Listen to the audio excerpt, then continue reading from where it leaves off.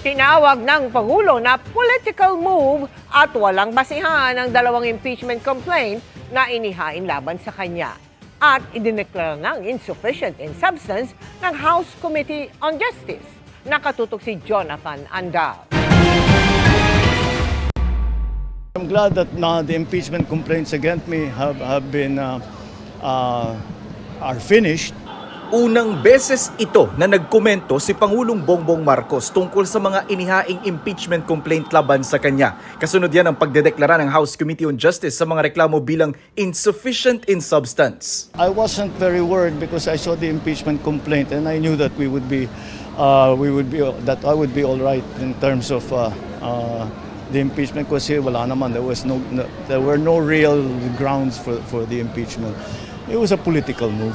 We can get on with our work, because these things are distractions from the things that we were doing. Dumistansya naman ang Pangulo ng tanungin kaugnay sa impeachment complaints laban kay Vice President Sara Duterte. I have no reaction. Hindi ko trabaho yan. Trabaho ng House.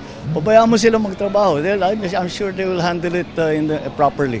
Kaninang umaga nasa Maynila ang Pangulo para sa groundbreaking ng itatayong pamantasan ng lungsod ng Maynila College of Allied Health Services Building sa lokasyon ng isang pasilidad ng ospital ng Maynila.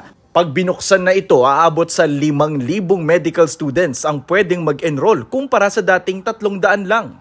On behalf of the people of Manila, we wish you good health. We wish you to be successful, and we will continue to support in our own little way. Inanunsyo rin ng Pangulo ang paglulunsad ng bagong science courses sa PLM, ang Medical Technologies at Radiologic Technologies. Ipinagmalaki rin ng Pangulo na naglaan ng pamahalaan ng 500 bilyong piso sa sektor ng kalusugan ngayong taon. Batid natin ang mga pagsubok na pilit na hinaharap ng ating mga kababayan. Kulang ang akses sa serbisyong medikal. Kulang sa modernong teknolohiya at pasilidad sa mga ospital.